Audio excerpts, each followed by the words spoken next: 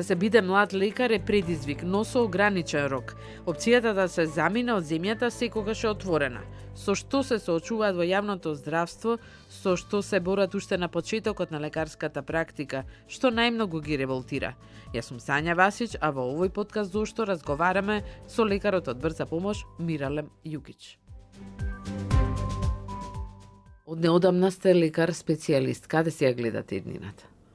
Да ви кажам право, тоа прашање веднаш со полагањето на специјалистичкиот испит почнува да ме мачи. И првото прашање што како млад доктор и воопшто како млад специјалист си го поставуваме исто малтене сличното прашање кој секој општ доктор, као дали прво сакам да останам во Македонија или надвор. Затоа што да кажеме, јас сум специјалист, меѓутоа прашање е дали во скоро време јас воопшто ќе почнам да работам како специјалист, иако сум една од најдефицитарните специјалности на ниво на Македонија, па можеби и на ниво во Европа. Јас сега сум специјалист радиолог, меѓутоа јас се уште се водам дека работам во итна медицинска помош. А законски, ова мислам дека многу луѓе не го знаат, установата не е должна да ве распореди да работите како специјалист. Што значи јас можам да продолжам да си работам како доктор специјалист, меѓутоа во итна медицинска помош барабар со другите доктори кои што го работат тоа. Така да тоа е првата мака која што се надевам дека ќе ја поминам, што имаме ние случаи каде што доктори специјалисти со години работат во брза помош, а сакаат да работат како специјалисти. Зошто не може да работи? Знаете како раководителите имаат не само во брза помош, тоа е и во ургентниот центар, ако не се лажам, и во некои други болници го имаат тој проблем, меѓутоа кај нас е баги изразен, затоа што они велат, затоа што толку сме дефицитарни со персонал, нам сте ни попотребни да работите без разлика дали сте специјалисти или општи доктори во итната медицинска помош, отколку да работите како специјалисти во, да кажеме, амбуланта, во секундарна дејност. Значи, недостасуваат и специјалисти секаде веќе, но недостасуваат и лекари во итната медицинска помош. 20 години уназад.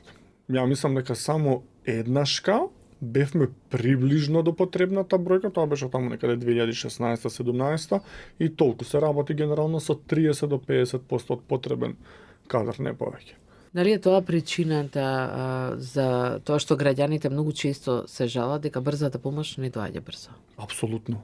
Апсолутно, знаете како вие луѓето треба да сватат дека тој шеф што е на смена во брзата помош е како мајка која што треба да обезбеди храна, лупам за 10 деца, има храна за 3 деца. На кој од децата да ја дадете храната? Или изберете кому...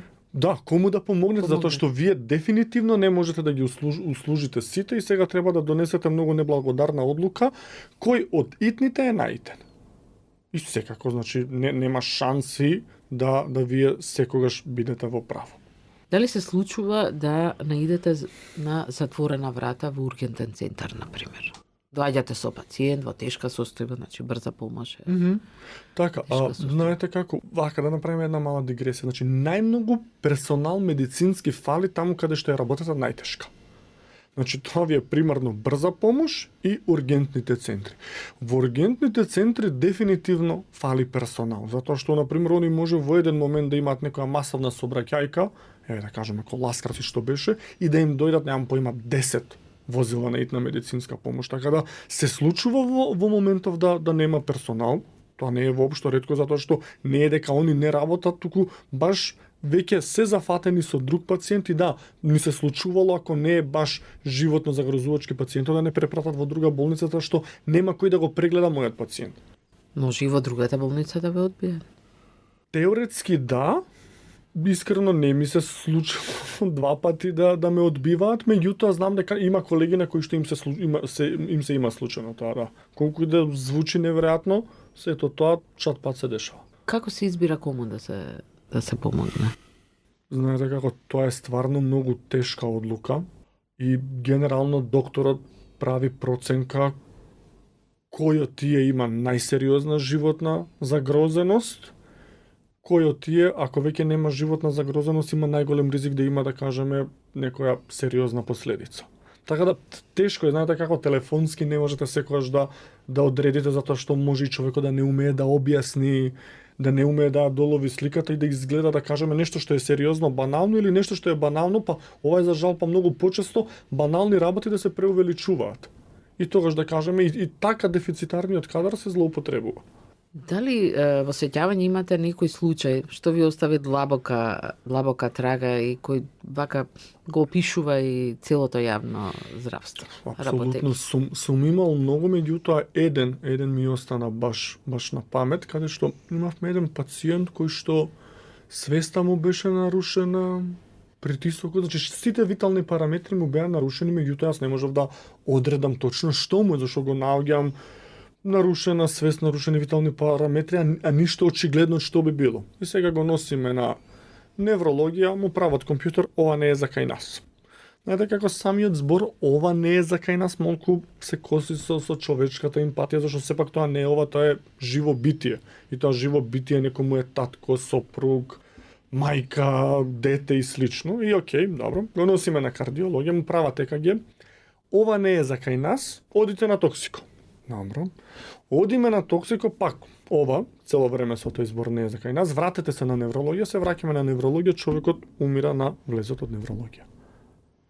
Дали имаш обдукција, се испостави од што Не би знаел искрено, затоа што знаете како во тој момент јас веќе немам обврска према лицето што за жал починало, туку имам обврска да вчудоневидувањето на семејството кое што сето тоа го гледа и не им е реално дека тоа се случува, за жал мене не ми е прв пат, ниту единствен пат ваква ситуација да видиме, да како да кажам, да им дадам некоја утеха затоа што ме сакате, тоа е многу силна емоција која што вие гледате дека не знам имате родител или сопруг или татко што и да е, иди ваму, иди таму, човекот умира затоа што никој не го превзема за да го прегледа соодветно. Не сакате, туку само сите гледаат да видат дали е тоа во нивната специјалност, и ако не е во нивната специјалност, као окей, топката оди понатака. Значи се чувствувате сосема немаќен во таква ситуација? Апсолутно. Нема каде да се... Да. Сето тоа е проблем, знаете како. Во една болница има една огромна предност што на клиника ја нема, тоа е што они имаат еден унифициран ургентен центар. А на клиника знаете како е. Имате хируршки ургентен центар, имате кобајаги интернистички, што токсиколозите велат ние не сме интернистички, меѓутоа нашето нападство е дека они се интернистички, па ако имате да кажеме инфаркт или нешто така, баш да сте сигурни дека е срцево, идете на кардиологија, па ако е дете одите на педиатрија, па ако е не знам залетнато страно тело во душен пат го носите на ОРЛ, па ако е трудница ја носите на гинекологија, ако е ковидно инфективно, ме сваќате сега вие можете да имате некој пациент за кој што не сте сигурни за каде е и генерално со тој пациент заглавувате и вие како екипа, затоа што со сати иди до ваму, иди до таму, се надевате дека некој ќе се смилува да го прими и ме сваќате тоа реално и ги чини пациентите и затоа и таа толку голема омраза кон здравствениот систем, затоа што немаме генерално ниту една установа нема протокол на работа. Затоа што да кажеме, јас зборував со колегите од Германија, они за секој пациент што ќе им влезе во ургентниот центар, и они немаат 15 кон ние на клиника ургентни центри или ургентни амбуланти, имаат еден. Значи дали е бремена жена, дали е пневмонија, дали е скршена рака, дали е мозочен удар, исто како во една болница се влага на една врата и они после треба интерно тоа да си го да направат селекција која е за каде. Не јас како доктор кој што имам јас имам ЕКГ, шеќер да измерам, значи многу малку параметри амбулантски имам, не можам ја целосна лабораторија да му направам или нешто повеќе, така да тоа е тоа што фали, да има пример еден саглам ургентен центар. Меѓутоа секој пациент кога ќе влезе, значи да се има протокол, да кажеме влагам јас со срцева болка. Значи во Германија со колегите што зборев, они точно знаат за пациент со градна болка кои се испитувања треба да ги направат. И ти мора да ги направиш на тој симптом тие испитувања.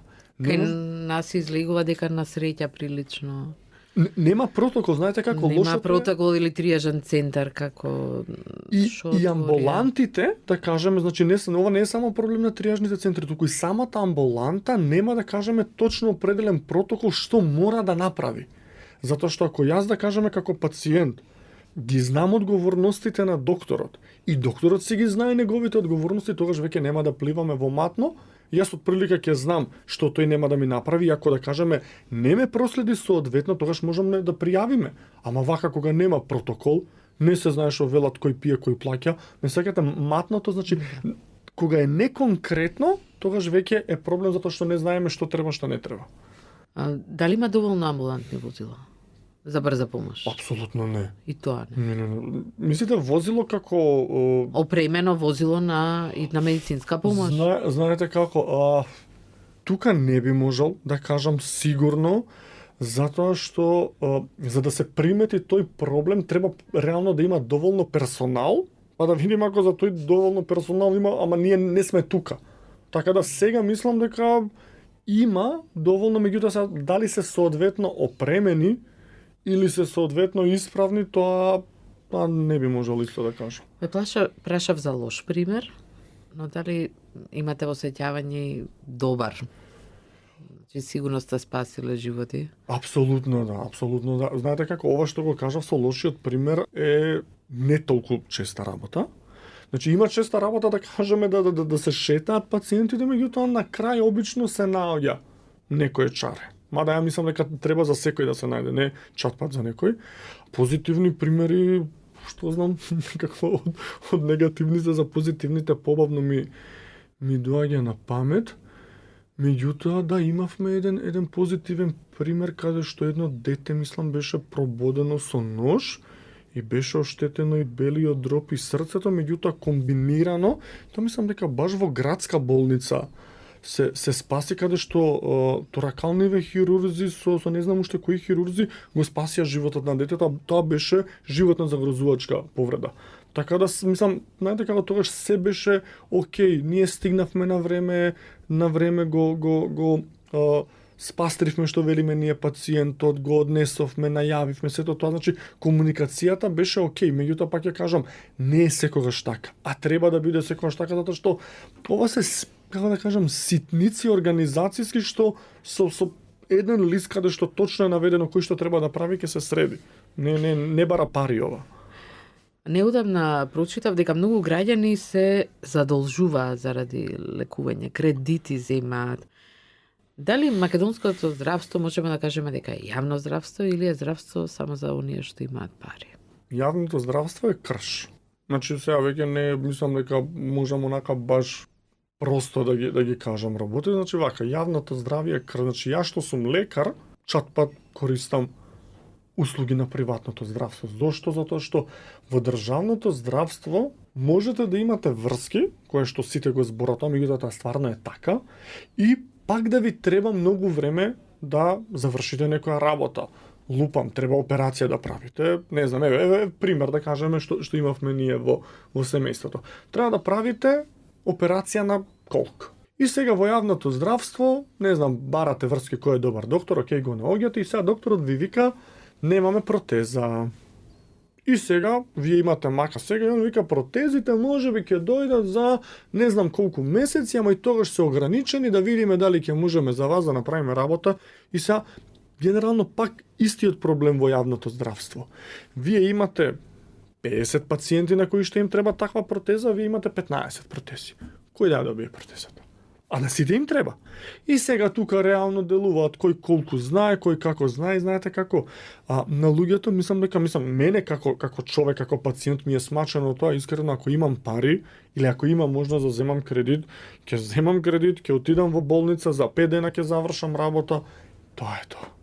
Скандалите на онкологија, пожарот во Тетовската болница. Како тоа вие го гледате? Еве од лекарски аспект.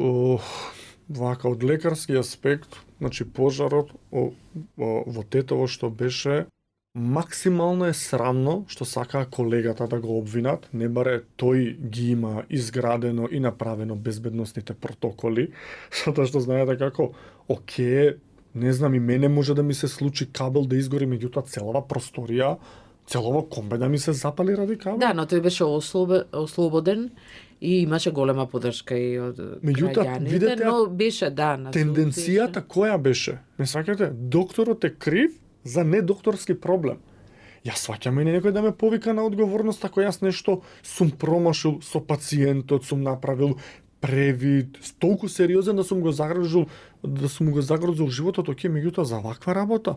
Ме сеќате, и пак ние се враќаме кон тоа, не прифаќање на одговорност. И зошто не се прифаќа одговорност? Затоа што секој си ја префрла топката и не се знае точно чива е одговорноста.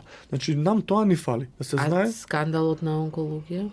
За скандалот на онкологија... Не знам што да кажам, значи такви муабети имаше доста време, меѓутоа немам контакт ниту со пациенти, ниту со доктори кои што го кажувале тоа за да споделам нешто дополнително, меѓутоа дека со години наназад имаше муабети за вакво нешто, да. Дали тоа се одразува и на вас, на вашата работа, на тоа како ве гледаат, како лекар? Апсолутно. Како лекар и воопшто на филата? Видете, апсолутно да, значи знаете како, прво секој доктор во Македонија кога ќе се случи нешто вакво чувствува ниво на срам, затоа што знаете како ова делува да луѓето почнуваат да генерализираат и така малата доверба што се има кога ќе излезе нешто вакво како со онкологија, да кажеме, тогаш веќе ние чувствуваме дека народов генерално има осуда за сите. Затоа што стварно име преко глава, да кажем, сега пример, еве јас работам во брза помош и кажам, ја немам врска со тоа. Да, меѓутоа ќе најдат некој случај што навистина се случило, што имал врска. Ме сакате, и тогаш веќе сите сме во исти коша, затоа што и ние како доктори знаеме дека луѓето не зборат на празно, генерално ни се имаат изгорено и во право се. Така да чувствуваме срам, чувствуваме непријатност. И знаете како, некој пат се чувствуваме и безпомошни, затоа што еве како доктор, што можам ја да направам за ситуацијата во тетово или на онкологија? Многу малку. Ја да кажеме, дури и на ниво на установата каде што работам, дури и раководителите за некои работи не може да направат многу, затоа што, пример, они бараат 20 екипи да имаат во момент, добиваат 7-8. Не дека не бараат, меѓутоа знаете како, треба да се направи стандард. Не може, пример, без толкав број на екипи да се работи. Или не само кај нас, туку во ургентен центар. Мора да има, не знам, 5-10 доктора на смена. Знаете како, не може во администрација да има пута 5 луѓе непотребни, а во здравството да има 5 пати помалку отколку што треба. Значи, голем дел од тие, знаете како, има еден парадокс. Значи, велат, здравствените работници си одат, а јас тој пример го кажав и за приватните специјализанти, да, они си одат, меѓутоа државата па не покажува некоја тенденција па да ги искористи тие што се тука. Значи, ние да кажеме да сме со добар план и програма и намера, ние прво ќе ги вработиме сите тие што ги имаме тука, значи, ние ги вработуваме. Вас како радиолог сега нема да ви се јават од некоја болница во јавното здравство и да ве повикаат и да кажат имаме потреба од радиолог, дали сакате да работите кај нас. Тоа не се случува. Тоа може да се случи, меѓутоа знаете како, за такво нешто моите раководители, конкретно мојот директор, треба да одобри нешто такво. И сега па тука имаме, знаете како, мојата специјализација е толку дефицитарна што реално ја мислам дека може би 1-2 установи на ниво на Македонија да не кубурат, сите останати им фалат и тоа на огромни бројки. Значи не збориме 1-20, туку во проценти би било 50%, 70%. Ние имаме болници каде што лупам им треба 10, значи не збориме за секундарна за здравствен дом, за болница. Пример да кажеме им фалат, не знам, 7-8 радиолога, имаат 1, имаат 2. Уште размислувате да останете во јавното здравство? Знаете како, јас сум човек кој што се бори и кој што пред да донесам одлука за нешто, прво да сакам да почнам да работам како радиолог, во установата кај што сум, да почнам да работам за да видам дали тие проблеми што се јавуваат ќе имам влијание да направам нешто. Така да не е дека веднаш белиот пешкир ќе го фрлам на рингот дека се предавам, прво ќе дадам се од себе да видам дали можеме нешто да подобриме. Меѓутоа ако веќе апсолутно не можам ништо, тогаш дефинитивно останува опцијата да се најде некој друго чаре. Што е другото чаре? Приватна болница или забавување од земјата? Како, тоа генерално оди за докториве специјалисти во две брзини што велиме ние. Фигуративно, значи прва брзина, ќе отидеш во приватна болница, зошто? Затоа што од аспект на дијагностика, верувајте, ја мислам дека пола од луѓето ги користат услугите на приватните болници, затоа што толку е дефицитарна мојата струка. И сега да кажеме државата ќе направи, еве сега да кажеме на клиника имаат набавено нов компјутер, нов магнет и вие сега тоа на вести го гледате, леле, супер. Да, они ќе ве снимаат, ама кој ќе ти го прочита? Фалат, па знаете колку персонал. Сега клиника е врвот. Значи во заднава година на клиника имаат заминато 6 радиологи, во задниве 2-3 години знаете колку се примени? 0. Значи ви оди 30% од персоналот, нека не биде 30, нека биде 20-30% од персоналот. Вие носите нови апарати и сега имате многу повеќе работа затоа што сега имате нови апарати и повеќе наоди за снимање, а нема кој да ви ги прочита. И искача клиниката на телевизија, не знам, 700.000 наоди касни. Па секако дека касни затоа што тоа се луѓе, не се роботи. Колку може еден радиолог наоди да прочита? Ме сваќате 100 да ги чита, што е нереално, зашто знаете како не исто вие да прочитате магнет и обична графија, за едната ви треба 5 минути, за другата пола сат. Така да не е целта само бомбастично да се прикаже, ние имаме нови апарати. Значи треба тоа да оди паралелно со персоналот, зашто машината ќе ја купиш, човекот не можеш да го купиш, докторот не можеш да го најдеш. Уште не размислувате за заминување во странство? Што велат вашите колеги кои заминаа? Сега има саем за вработување на 27 овој месец, каде што словенците организираат, значи пазете, словенците доаѓаат во Македонија, организираат саем за вработување, каде што баш онака гледам, еден од огласите бараме радиолог. Значи мимо еден куп други, значи знаете како? Државите кои што си го сакаат народот и си превземаат одговорност, они се спремни да дојдат во некоја посиромашна држава каде што знаат дека има квалитетен кадар, зашто видите, кај нас се збори докторите се лоши. Апсолутно е неточно. Истиот доктор што во Македонија бил лош, кога ќе отиде во Словенија или во Германија, он е добар доктор. Зошто? Затоа што си има протокол на работи што треба да ги направи, он вештините ги има и да ги нема, мислам да ги нема. Да треба да кажеме да поработи на нив, тоа нема да му треба на него цел факултет, може да му треба месец-два, еве да кажеме јас сакам интервентна радиологија да работам, што е да кажеме една како субспециализација, мене нема да ми треба 15 години, може ќе ми треба пола година, две, за да се дообучам. Да завршиме се обидов со нешто добро. Ајде. Последниве години имаме успешни трансплантации на органи. Во тимовите учествуваат и млади лекари, специјалисти. Како тоа, дали е тоа некоја светла точка, како тоа го гледате? Апсолутно е светла точка, знаете како, на македонскиот лекар вие да му дадете шанса, ја мислам дека ќе бидете преплавени со светли точки, зашто пак ќе кажам, ние имаме извонредни доктори, ние имаме доктори кои што се желни да научат. Ние имаме доктори кои што се многу способни. Меѓутоа, пак ќе кажам, политиката во здравството и начинот на функционирање прави да тие светли точки не ги гледаме многу. Сега ќе ви кажам зошто не ги гледаме тие светли точки многу. Јас сега имам еден другар, он е млад гинеколог, хирург, кој што сега ова ние на план да направиме иницијатива што ги зафаќа многу хирурзите, викаат ја не можам да работам како хирург затоа што големите не ми даваат. Да ви преведам што значи големите.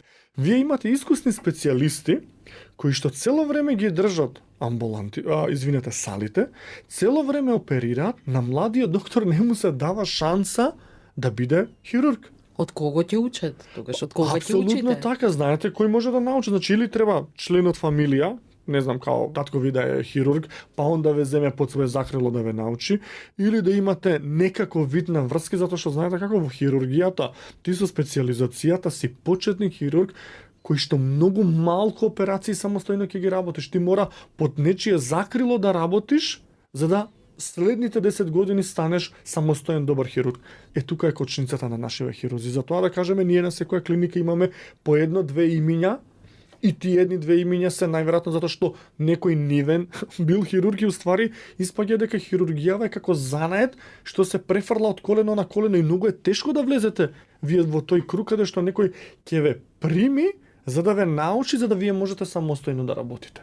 Кога тој проблем би го немале, верувајте дека вакви светли точки, не само трансплантација, туку да кажеме сега ние имаме, можеме да кажеме 3D да направиме, не знам, да кажеме коска некоја, која што е нешто комплицирано. Потоа да кажеме, еве интервентната радиологија, тоа е многу непознато, значи на светско ниво интервентната радиологија чуда прави, спасува луѓе од операција. Пример за да сватите пластично. Имавме со доцентот младо дете кој што имало сообраќајка, му беше пукната слезенката. И сега, кои му се опциите? Опцијата е класична хирургија, да му ја извадат слезенката со рез, не знам, 20-30 сантиметри и да лежи во болница не знам колку дена, или интервентна радиологија, 40 минути интервенција, се затвара крвниот сад што крвари, детето си оди утредента дома. Еве, јас сум родител, вие сте родител, што би одбрале? Ама тоа не се знае. Зошто? Затоа што кога веќе ќе се развиваат сите правци на медицината и младите доктори ќе имаат шанси, тогаш верувајте дека веќе јавното здравство ќе почне да галопира нанапред како што треба. Благодарам за разговорот, иако ова е неисцрпна тема. Фала ви на покана.